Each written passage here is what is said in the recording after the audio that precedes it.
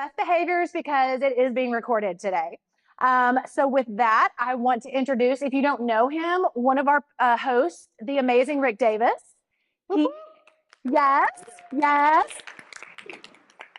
He is with studioUSA, and he is all things media. So if you need anything, MLS pictures taken, any sort of videos, drone footage, all the things, he is absolutely fabulous. And if you do anything in his studio, he makes you look so good. So thank you for joining us today. We're super excited. You'll also see him at the white party. So yay. On brand. He'll be in all black. Our first guest today is Ashley Gentry. Come on up, Ashley. She is a broker and the president of MetroTex right now. So super excited for that. We're excited to hear what she has to say. And then we have Miss Sarah. Come on up. She is going to give us a lender perspective. Homes by Sarah is where you can find her. And then Lori Martin is a team leader as well as the incoming president for Women's Council of Realtors of Dallas. So we're going to get a lot of fun perspectives today. Can't wait for us to get started. Yes. Can you bring that up? Oh, perfect. Okay. I'm very confused. Yes, of course. Michelle, was it Knob and Key? Knob and Key, yes. Yes. So I was making sure I don't get that backwards. It works either way. You need a key for the knob. So, hey. There you go. And now I think we have a second microphone. Do we? Oh, we do. Or we can just pass the baton. We're good.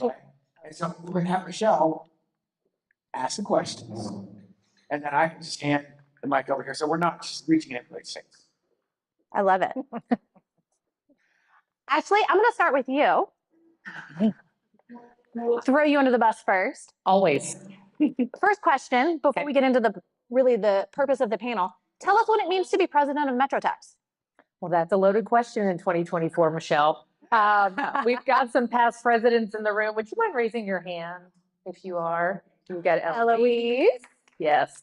And Becky can ask her here in the back. But, a big part of that was just knowing that the rapid changes in our industry were happening even several years ago when I decided to get more involved in MetroTex. And I really wanted to be part of the voice and have an opportunity to be an architect of what those changes look like. And so for me, it was people were speaking on my behalf and I didn't always like the vernacular that they were using. So, there's obviously a lot that's going on right now, but I couldn't think of another year to be in this leadership position with everything. I mean, I think this might probably be one of our most monumental years. Is just it changes in the industry as far as how we're practicing. I mean, the disruption in real estate's been happening ongoing year after year, but I'm proud to be here. I'm proud to have an amazing staff, leadership team. I've got Alex Tyler here, who's on the board, and amazing advisors that have been in this seat before. Awesome. Sarah, what is your outlook on these changes as a lender? As a lender, I feel like it's going to provide a lot of transparency, right? I think if we look at everything in a positive perspective is the best way to look at it. It reminds me of when, I don't know if y'all remember when TRID happened, right? Remember how the sky was falling? Panic. 45, 60 days to close on a loan, and our world is just going to be an absolute disaster. I remember at the company I was the very first person to close a TRID loan, and I did it in 14 days. And I remember just screaming it from rooftops, like, guys, it's going to be okay. And I remember during that transition, everybody was freaking out. I'm like, it's going to be okay. Like, our industry is we are smart. We are resilient. We are resilient. Yep. If there's a way to figure out something to do, real estate agents, lenders, title, we can do it.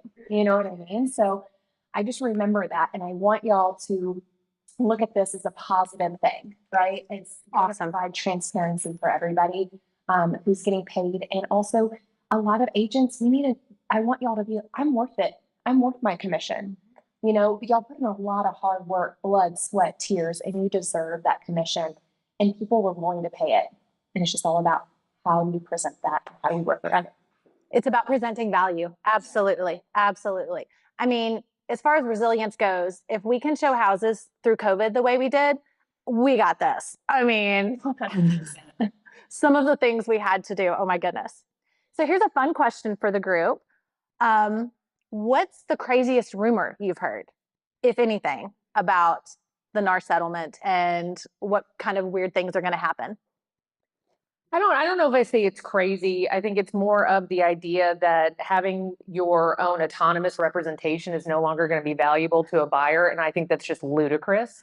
That just cheapens what we do currently as buyer advocates. And I think that's just a further realization of how we have not articulated our value out in the consumer public. And that falls on us. I mean, we're still seeing people sit there and post about multiple offers are back and, oh my gosh, I did this, or I sold a house, or I got my buyer under contract in one day, or whatever. And it continues to cheapen our value of what we do behind the scenes. And I think that's where we have to stand up and say, hey, this is all the stuff we're doing. And as much as I love the list that we see circulating of the 192,000 things that a buyer's agent does, Oh my goodness. realtors don't read, so neither does the consumer. And really, honestly, it's just more about telling the story and the narrative of what we do. I'm working with a VA buyer right now who, because of interest rates and her debt to income ratios, needed to be able to have about $9,000 to buy down her rate. And, you know, saved her closing costs, gets to do the 0% down, single mom, 2 boys relocating here from Georgia, and needed to be near the military base in Fort Worth. And we knew that every house wasn't going to work for her because she needed that $9,000 to buy down her rate and make it work for her family. So it's also saying to her, hey, out of a house list of 15 houses, maybe 5 of them are only going to work for us, because ultimately what the seller's willing to contribute has the way to dictate whether or not we're going to be able to pursue this. Yeah. And ultimately we got her an amazing house, and we got closing costs and title policy and a home warranty and a new roof and a bigger backyard across the street from a park, you know, all of these things. And that's amazing. Yeah. You know, so it's just really teeing our buyers up for success. And then yesterday, literally when texting me while the inspector's texting us and saying, if I didn't have you, there's no way I'd be able to do this. And thank you so much, with a crying face emoji. Those are the stories we need to be telling out there, so people know we champion for homeownership. Yes, thank you. Thank you. Rick, you're out and about.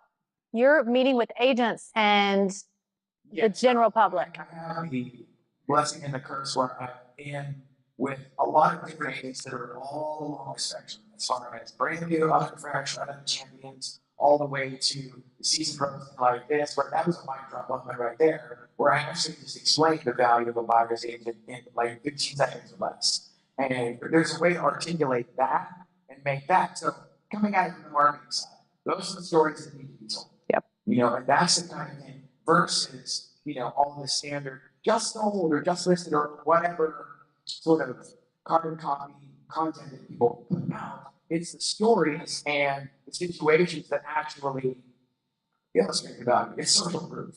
And so the idea that you can navigate this by yourself, like that gal, she'd still be adored. You know, there's just no way that that's going to happen, or that it would happen with like, oh, I'm a buyer's agent, I'll do it for $100, or I'll take you around for a flat fee of $500 or $1,000. I've heard everything where it's going to be baked into the loans, or it's going to be, you know, or you know, it's going to be negotiated up front, go sign a check in the, you know, the Kroger parking lot. It's like, that's how it works. And agents, one of the things that I've learned as a mortgage guy in a previous life, and this is all just giving me like chills and flashbacks, I'm probably not going to say, but and warming over into the marketing side was that it's never easy. And it's never just, oh, sign here. It's never the illusion that people give of, like, you get a listing, you take 5 photos, you put it up, we have multiple offers by midnight. That hardly ever happens, if ever. And the idea that this isn't actually a job, that this isn't a valid career. So, for example, my nephew is an agent in South Lake, and he has been for 10 years, and he's killing it. But that's because he's a work ethic kind of guy. He's professional. He knows what he's doing. And so my statement there would be, the cream of the crop will remain.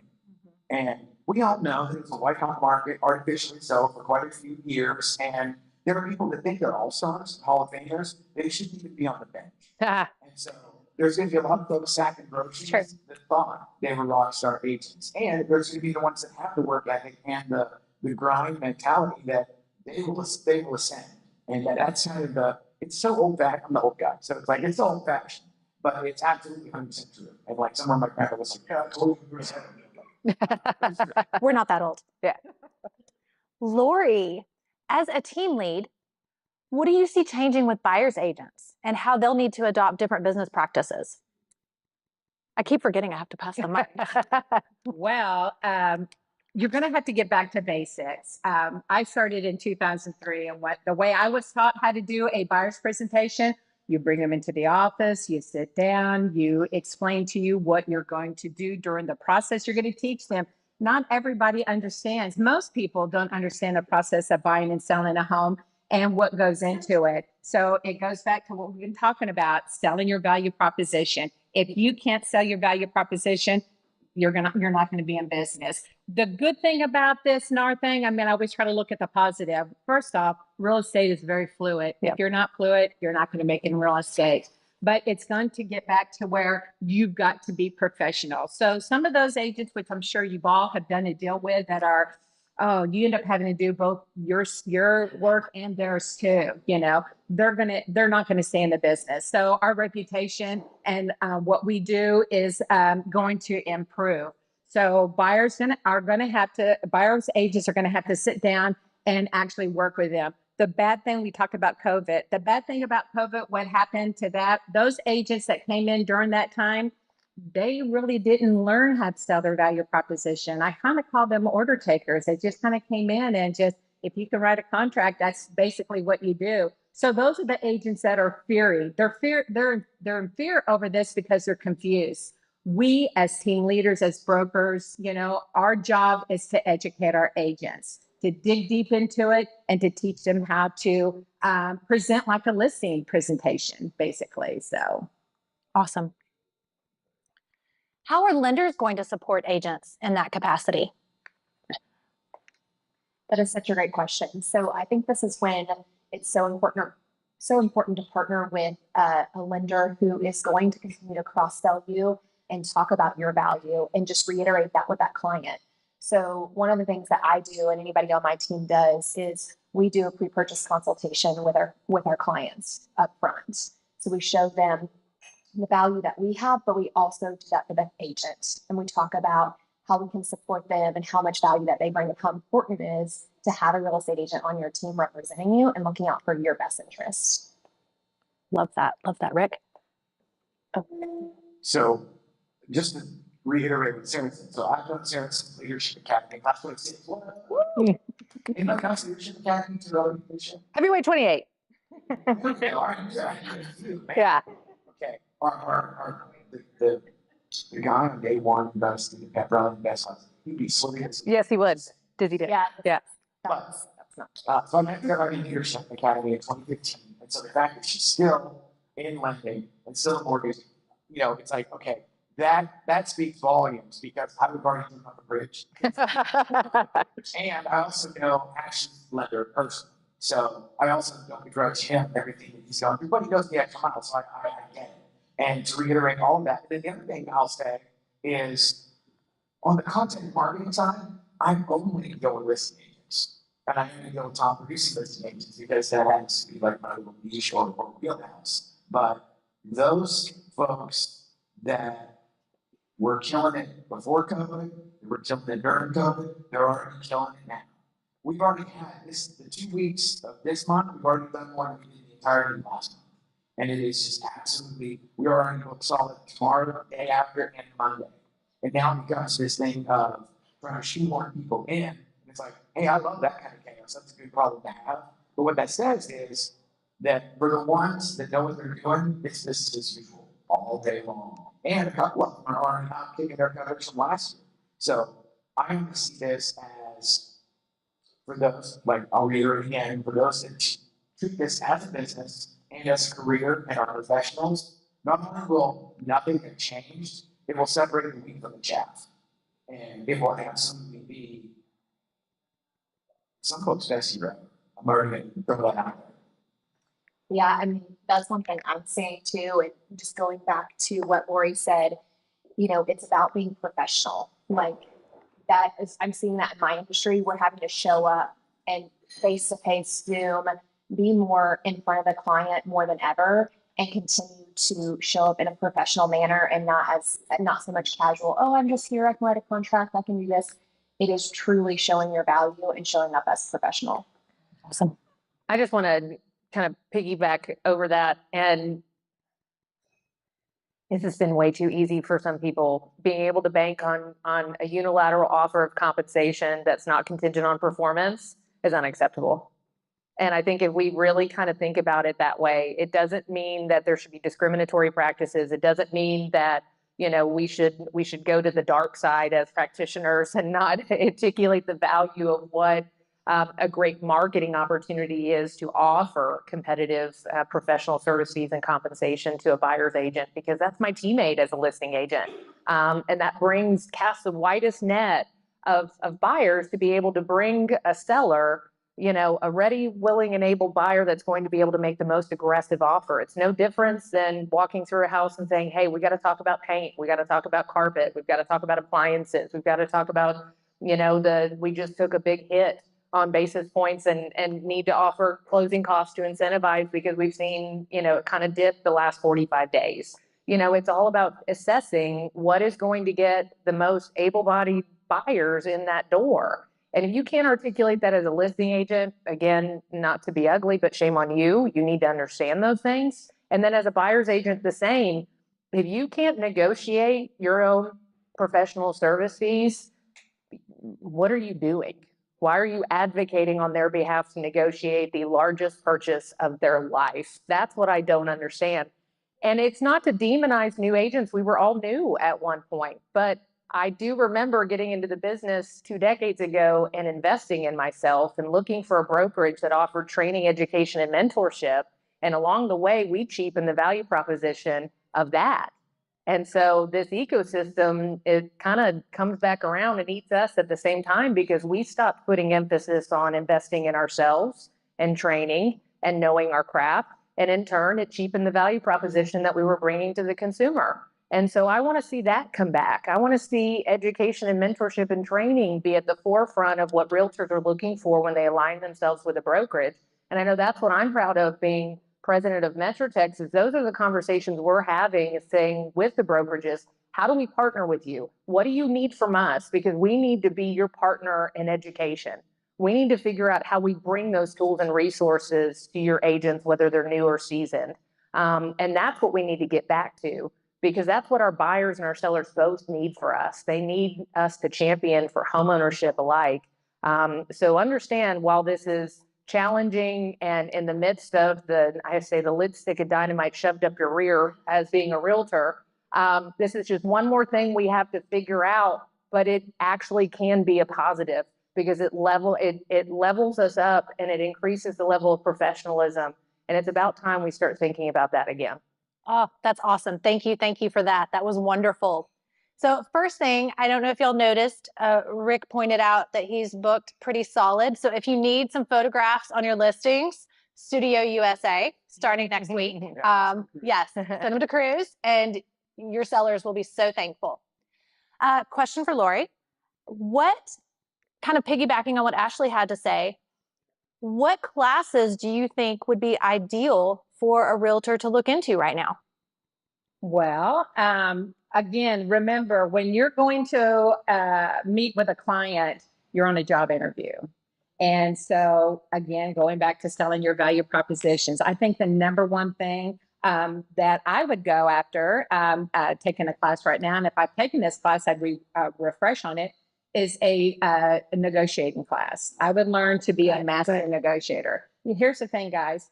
Again, with it being fluid, your negotiating techniques change every year, depending on what's going on, what changes have been made. So taking a new negotiating class or certification, that's what I would do. Awesome. Awesome. I want to say one thing and it's kind of been a light bulb moment for some people, but especially whether it's newer agents or as the documents are changing. I mean, know that right now there's a task force of Texas Realtors that is actively looking at our buyer representation agreements, our 1-to-4, our agreement between brokers, our listing agreements. And so those will change too, but it's okay to actually present forms in paper form and get wet signatures and explain them.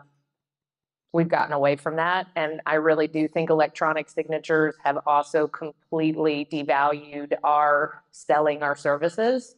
And so I would definitely challenge newer agents, or if you have colleagues that maybe are newer in the business, because I don't know how many of us remember sitting at a kitchen table with the contract upside down and going paragraph to paragraph, because how dare you just shove something in somebody's face and say, sign it. You actually have to explain it when you're in person.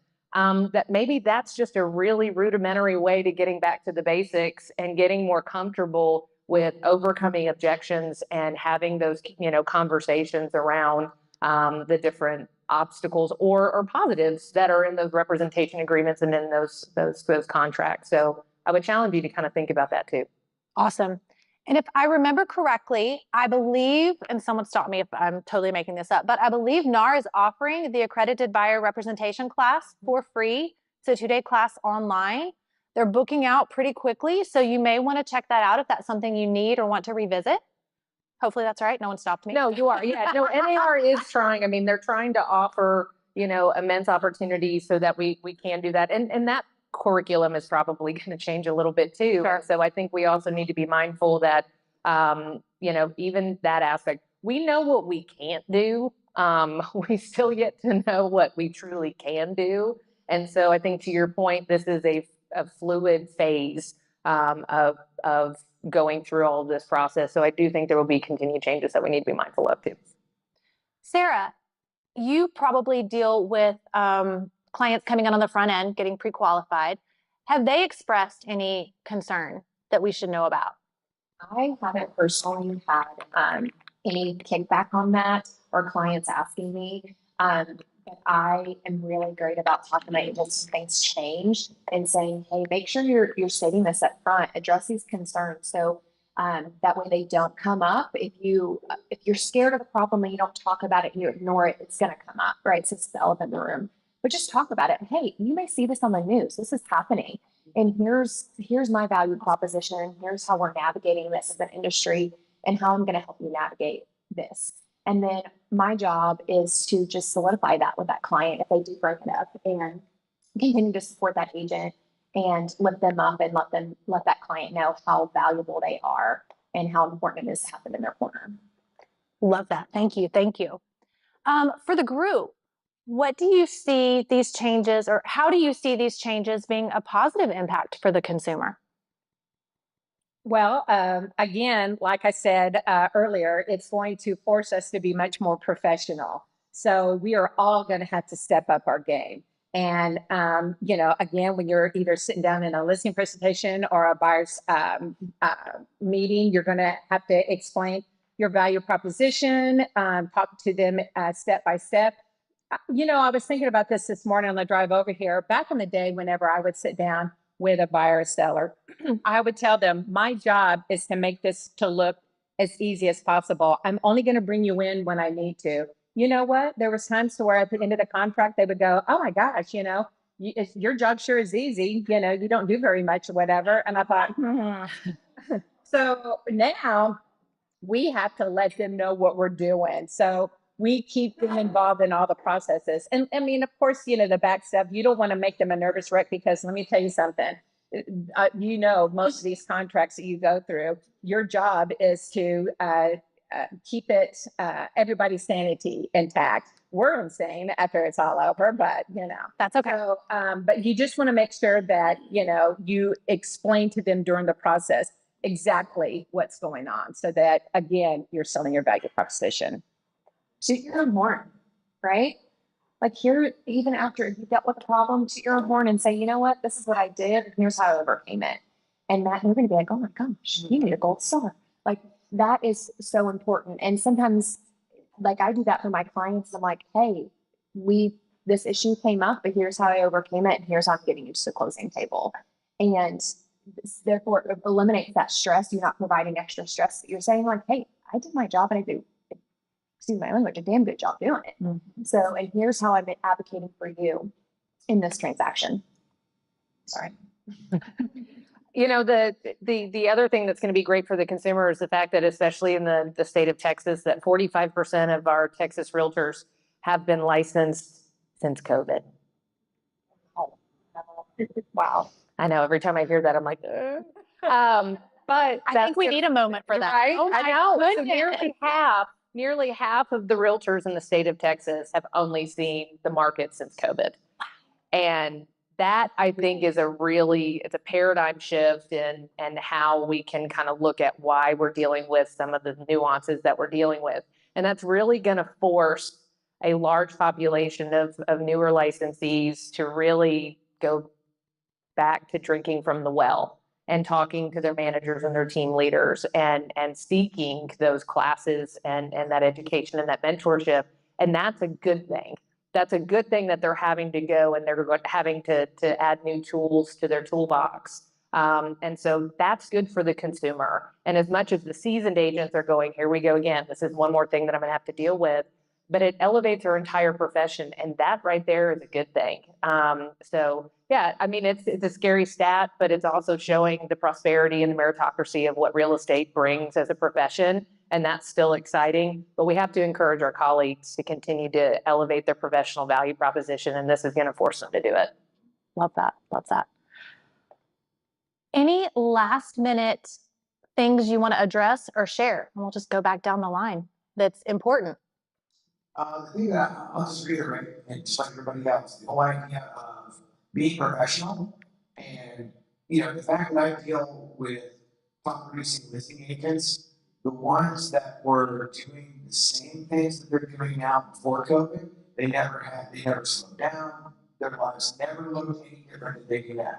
And so that means that they were doing what worked. Oh, hey, by the way, like this marketing is tax deductible. So that is and then the other thing I would say is you are your brand. And again, I'll pardon my French, just like Sarah, it's like if you want to do a half-assed listing and that's the way you want to present yourself, then you don't deserve these things. In my world, in my mind.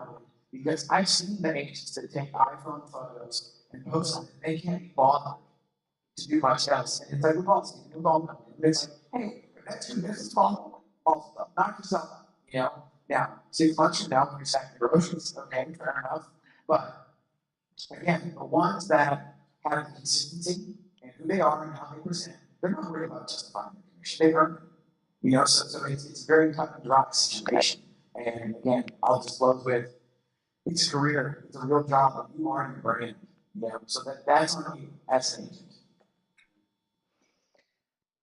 Stop aiding in the hysteria. I mean, that's what we're doing right now. I mean, everybody got a minute to take a deep breath and to, have that panic moment, but that panic moment is over. And we need to stop talking about the exceptions and focus on the rule.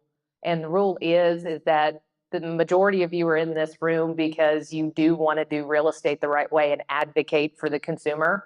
And remember that. Don't think that everybody's out there to get you and everything else. We're nervous. How do you think the consumers are nervous right now? The buyers and the sellers that thought that this was their year to achieve their goals. So we need to get back out being those champions and stop focusing on Chicken Little, the sky is falling, and figure out if I have a concern, I need to go figure out the answer.